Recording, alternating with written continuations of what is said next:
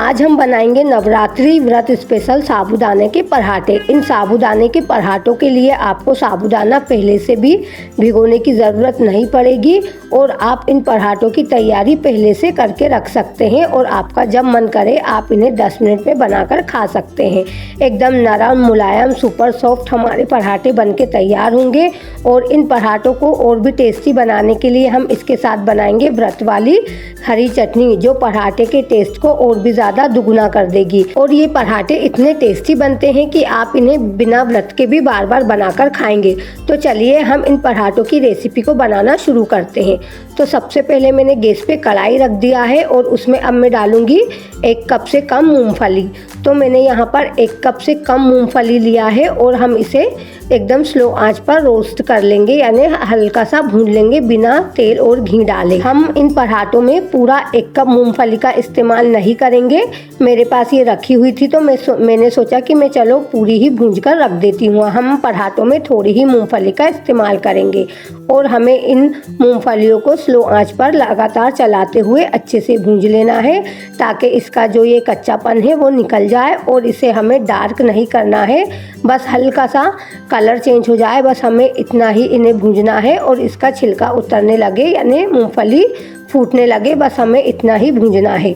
मूंगफली के मैं छिलकों को नहीं हटाऊंगी, अगर आप चाहें तो मूंगफली के छिलकों को हटा सकते हैं। तो मूंगफली को हम बढ़िया सा भूंज लेते हैं। लगातार चलाते हुए हमें इन्हें भूंजना है, बिल्कुल भी छोड़ना नहीं है, नहीं तो ये जल जाएगी और फिर हमारे जो पराठे हैं उनका टेस्ट अच्छा नहीं आएगा।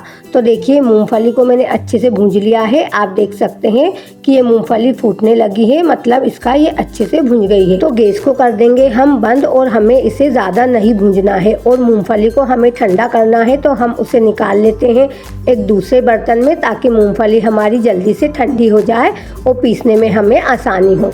अब इसी कढ़ाई में मैं ले रही हूँ 1 कप साबूदाना और मैंने यहाँ पर 1 कप साबूदाने का इस्तेमाल करा है और इसे भी हम लगातार चलाते हुए अच्छे से भून लेंगे। इसे हमें इतना भूनना है कि सिर्फ ये अच्छे से गर्म हो जाए, इसमें जो नमी है वो ख़त्म हो जाए। इसे हमें डार्क नहीं करना है, ना ही हमें इसका कलर चेंज करना है। साबूदाने में बहुत सारी नमी होती है तो हमें इसे इसलिए ही भूनना होता है ताकि इसकी नमी ख़त्म हो जाए और हम इसे ग्राइंड करें तो ये आसानी से ग्राइंड हो जाए। तो इस बात का आपको ध्यान रखना है कि हमें इसे स्लो आंच पर ही भूनना है, आंच को बिल्कुल भी तेज़ नहीं करना है और ना ही साबूदानों का कलर चेंज करना है। और मैंने यहाँ पर मीडियम साइज़ के साबूदानों का इस्तेमाल करा है। आप चाहें तो इससे छोटे वाले जो साबूदाने आते हैं उनका भी इस्तेमाल कर सकते हैं। बाकी जो बड़े साइज़ के साबूदाने आते हैं उनका हमें यहाँ पर इस्तेमाल नहीं करना है, क्योंकि उससे हम नमकीन वगैरह बनाते हैं तो हमारे पराठे जो हैं वो बिल्कुल भी अच्छे नहीं बनेंगे। तो हम साबूदाने को अच्छे से लगातार चलाते हुए भूंज लेते हैं, यानी गरम कर लेते हैं।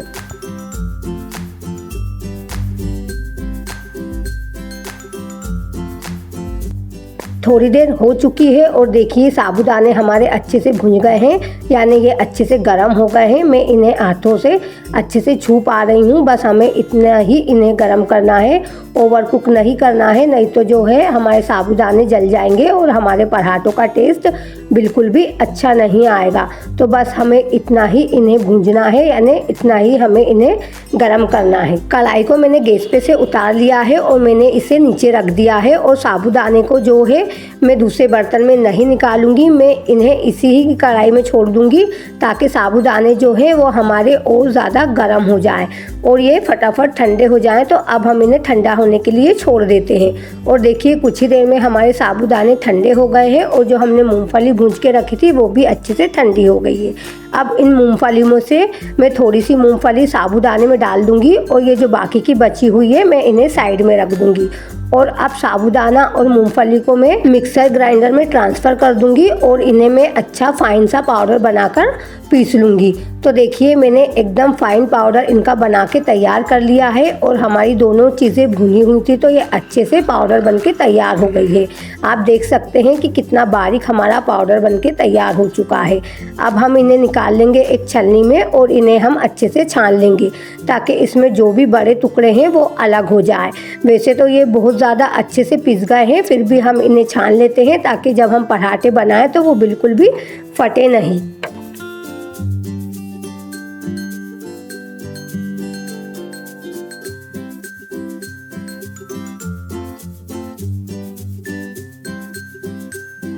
देखिए मैंने पाउडर को अच्छे से छान लिया है और ये जो हमारा बड़े बड़े थोड़े से मोटे मोटे टुकड़े निकले हैं, आप इन्हें कोई भी बड़ा वगैरह बनाए साबूदाने का तो आप उसमें इसे इस्तेमाल कर सकते हैं। तो मैं इसे रख देती हूँ साइड में, जब भी मैं बड़े बनाऊँगी तो उसे इसमें इस्तेमाल कर लूँगी। और अगर आप चाहें तो इसमें इसे डबल भी पीस कर यूज़ कर सकते हैं। अब जो हमने ये आटा बनाया है इसमें से थोड़ा सा आटा हम अलग निकाल लेंगे और इसका इस्तेमाल हमें ये कैसे करना है मैं आपको आगे चलकर बताऊंगी। हमारे साबूदाने के पराठों में अच्छी सी बाइंडिंग आ जाए तो उसके लिए हम डालेंगे इसमें एक उबला हुआ आलू। तो मैंने यहाँ पर बड़े साइज़ का उबला हुआ आलू लिया है। अगर आपके पास बड़ा साइज़ का नहीं हो तो आप छोटे साइज़ के 2 आलू का इस्तेमाल भी कर सकते हैं। आलू को मैंने पहले ही उबाल लिया था और मैंने इसे फ्रिज में रख दिया था ठंडा होने के लिए, क्योंकि ठंडा होने के बाद जब हम आलू का इस्तेमाल करते हैं तो उसमें जितनी भी नमी रहती है वो कम हो जाती है। तो आलू को हम अच्छे से इसमें ग्रेट कर लेंगे और हमें ग्रेट कर कर ही आलू का इस्तेमाल करना है, कोई भी बड़ा टुकड़ा वगैरह इसमें नहीं रहना चाहिए। तो देखिए आलू को तो मैंने अच्छे से ग्रेट कर लिया है। अब मैं इसमें ग्रेट कर रही हूँ 1 इंच अदरक का टुकड़ा। अगर आप चाहें तो अदरक को बारीक बारीक काट कर भी इसमें डाल सकते हैं, बाकी ग्रेट करने से ये ज़्यादा अच्छा रहता है, तो इसलिए मैं यहाँ पर अदरक को भी हम अच्छे से ग्रेट कर लेते हैं।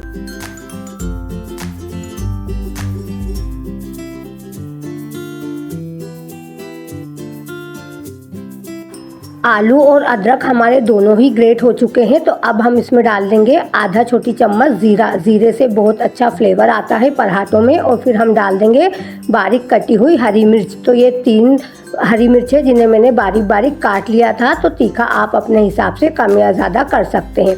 फिर मैं इसमें डाल रही हूँ 3 से 4 करी पत्ता जिन्हें मैंने बारीक बारीक काट लिया था। बहुत अच्छा फ्लेवर आता है करी पत्ते से। फिर हम इसमें डाल देंगे नींबू का रस। तो मैंने यहाँ पर आधे नींबू के रस का इस्तेमाल किया है। और उसके बाद हम डाल देंगे इसमें खूब सारा बारीक कटा हुआ हरा धनिया। और सारी चीज़ों को हम अच्छे से एक बार मिक्स कर लेंगे ताकि सारी चीज़ें आपस में अच्छे से चिपक जाएँ। और अभी हम पानी का इस्तेमाल बिल्कुल भी नहीं करेंगे, बिना पानी ही डाले हम इन्हें इसका एक डो बनाकर तैयार करेंगे। आलू में बहुत सारा मॉइस्चर होता है तो हमें पानी डालने की बिल्कुल भी ज़रूरत नहीं पड़ेगी। और अगर आप चाहें तो यहाँ पर काली मिर्च के पाउडर का भी इस्तेमाल कर सकते हैं। और अगर आप बिना व्रत के बना रहे हैं तो आप इसमें और भी अपने मनपसंद मसालों को ऐड कर सकते हैं और पराठों को और भी ज़्यादा फ्लेवरफुल बना सकते हैं। तो हम यहाँ पर व्रत के लिए बना रहे हैं तो मैंने इसमें ज़्यादा मसालों का इस्तेमाल नहीं करा है। आप चाहें तो आप जो भी मसाले खाते हैं ऐड कर सकते हैं, या नहीं खाते तो स्किप भी कर सकते हैं। तो बिना पानी डाले ही हमें डो को बनाकर तैयार करना है। और ऐसा नहीं है कि हमें पानी का इस्तेमाल नहीं करना है।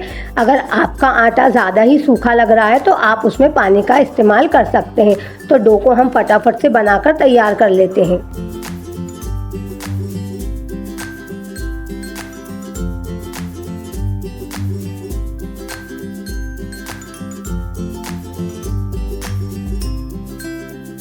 डो बनके हमारा तैयार हो चुका है। ये एकदम सॉफ्ट सा डो बना है। और अब हम डो को रेस्ट देने के लिए रख देंगे ढककर कुछ देर के लिए।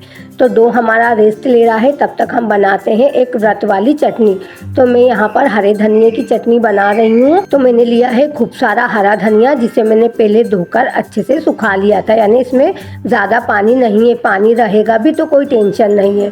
और अब हम इसमें डालेंगे अदरक। तो ये थोड़ा सा मैंने अदरक का टुकड़ा लिया है। और फिर हम इसमें डाल देंगे व्रत वाला नमक यानी सेंधा नमक। और अगर आप चाहें तो पुदीने का इस्तेमाल भी कर सकते हैं। फिर हम डाल देंगे इसमें थोड़ा सा ज़ीरा। और फिर डाल देंगे जो हमने मूंगफली को बचाया था उसमें से मैं 2 चम्मच यहाँ पर मूंगफली डाल देती हूँ। इससे जो चटनी का है वो टेक्सचर अच्छा आता है और चटनी जो है हमारी गाढ़ी बन के तैयार हो जाती है। फिर हम डाल देंगे इसमें थोड़ा सा पानी। और उसके बाद हम डाल देंगे इसमें नींबू का रस। तो मैं यहाँ पर आधे नींबू के रस का इस्तेमाल कर रही हूँ।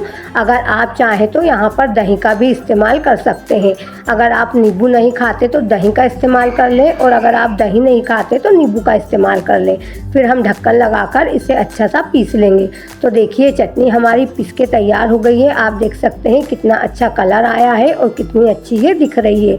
इसे हम निकाल लेते हैं एक कटोरी में। और जार में जो चटनी लगी थी उसमें मैंने थोड़ा सा पानी डाल दिया है और उसे भी साफ़ कर लिया है। और चटनी बनके हमारी तैयार हो चुकी है। और डो ने भी हमारा जो है वो रेस्ट ले लिया है। और डो है हमारा जो वो बहुत ज़्यादा हार्ड हो गया है, यानी साबूदाने ने बहुत सारा पानी सोख लिया है। तो डो हमारा एकदम कड़क हो गया है। और मैं डो में नमक डालना भूल गई थी, तो आप अपने टेस्ट के हिसाब से इसमें व्रत वाला नमक डाल दीजिए। और डो को लगाते वक्त नमक आप पहले ही डाल दीजिए, मैं डालना भूल गई थी। तो अब हम नमक को डो में अच्छे से मिला लेंगे। और देखिए डो हमारा कितना सख्त है, तो हम इसमें पानी भी डालेंगे और थोड़ा थोड़ा पानी कर हम इसमें डालते जाएंगे और डो को एकदम सॉफ्ट बना लेंगे। सॉफ्ट डो बनाएंगे तभी तो हम इसे अच्छे से बेल पाएंगे, नहीं तो हमें बेलने में बहुत ज़्यादा दिक्कत होगी। तो थोड़ा थोड़ा पानी डालते जाइए और एक अच्छा नरम सा डो आप तैयार कर लीजिए।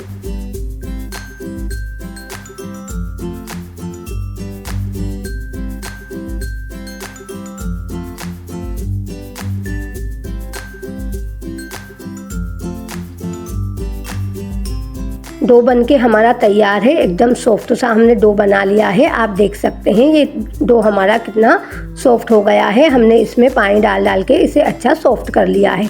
तो अब हम इसमें से तोड़ेंगे एक लोई। रोटी बनाते हैं बस हमें उतनी ही बड़ी लोई तोड़ना है, ज़्यादा बड़ी लोई हमें नहीं तोड़ना है। और पराठे को हमें ज़्यादा मोटा नहीं बनाना है, बस रोटी बनाते हैं हमें इस तरीके की लोई को ही लेना है। तो चलिए अब हम इसे बेलते हैं। तो मैं किचन प्लेटफॉर्म पे इसे बेल रही हूँ, आप चाहे तो तख्ते वगैरह का या चॉपिंग बोर्ड का इस्तेमाल कर सकते हैं।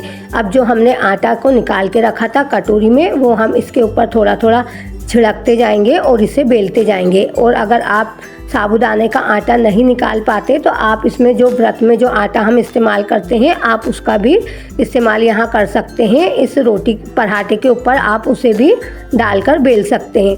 तो मैं यहाँ पर साबूदाने का जो मैंने आटा निकाल के रखी थी वो ही मैं डाल रही हूँ और इसे बेलते जा रही हूँ। तो हमें इसे एकदम अच्छे से बेलना है और जब हम इसे बेलेंगे तो ये फट जाएगी, तो आपको टेंशन नहीं लेना है क्योंकि हम इसे अच्छा सा शेप देने के लिए कट कर लेंगे। वैसे तो हम चाहें तो इसे ऐसे ही खा सकते हैं, पर हमारे पराठे देखने में अच्छे लगेंगे तो हम इन्हें कट कर लेंगे। और बेलने में हमें ज़्यादा परेशानी नहीं होती है, बस आपको हल्के हाथों से ही इन्हें बेलना है। तो देखिए रोटी को मैंने बेल लिया है। अब मैं इसे इस बाउल से कट कर रही हूँ। आप चाहें तो कोई भी ढक्कन वगैरह से या प्लेट वगैरह से कट कर सकते हैं। तो मेरे पास ये बाउल था, जितना बड़ा मुझे पराठा चाहिए उस हिसाब से मैंने ये बाउल लिया है। तो मैंने देखिए कितने अच्छे से इसे कट कर लिया है। और ये जो एक्स्ट्रा आटा है हम इसे वापस आटे में मिला लेंगे और वापस से इसे हम गूँथ लेंगे। तो देखिए आप देख सकते हैं कितना बढ़िया हमारा पराठा बनके तैयार हो गया है। देखिए बिल्कुल भी ये फटा नहीं है। तो चलिए अब हम इसे सेकते हैं। तो तवे को मैंने अच्छे से गर्म कर लिया है और तवे पे मैंने पराठे को डाल दिया है। और जब ये एक साइड से अच्छे से सिक जाएगा तो हम इसे पलट लेंगे। और इसे सिकने में ज़्यादा टाइम नहीं लगता है, ये बहुत जल्दी आसानी से सिक जाता है। और हमें मीडियम हाई फ्लेम पे ही इसे सेकना है। और ये दूसरी साइड से भी सिक गया है। तो अब मैं इसे एक बार और पलट देती हूँ और फिर मैं यहाँ पर इसके ऊपर घी लगा देती हूँ, क्योंकि व्रत में हम तेल का इस्तेमाल नहीं करते, घी का इस्तेमाल करते हैं। तो मैं यहाँ पर घी से इसे सेक रही हूँ। आप चाहें तो इसे तेल से भी सेक सकते हैं अगर आप व्रत में तेल खाते हैं तो इसे हम अलटते पलटते अच्छे से सेक लेंगे जब तक ये अच्छे से क्रिस्पी नहीं हो जाता और ये अच्छा सा इसमें एक कलर नहीं आ जाता। तो देखिए दूसरी साइड से भी मैंने इसे सेक लिया है। और अब मैं एक साइड और घी लगा देती हूँ इसके ऊपर और इसे भी अच्छे से बढ़िया सा सेक लेती हूँ। और सेकने में ज़्यादा टाइम नहीं लगता है और ये आसानी से सिक जाता है, बिल्कुल भी वक्त नहीं लगता है। और आप देख सकते हैं बिल्कुल भी जो हमारा पराठा है वो बिल्कुल टूटा फूटा नहीं है, एकदम नरम मुलायम पराठा जो है वो हमारा बनके तैयार हो गया है। आप देख सकते हैं कितना बढ़िया हमारा पराठा सिका है। और ये पराठे इतने टेस्टी लगते हैं कि सच में आप इसे बिना व्रत के भी ज़रूर बनाकर खाएंगे। तो देखिए पराठा हमारा सिक चुका है, आप देखिए कितना बढ़िया हमारा सिका है। तो हम इसे निकाल लेते हैं और इसी तरीके से हम हमारे सारे पराठों को फटाफट से बनाकर तैयार कर लेते हैं।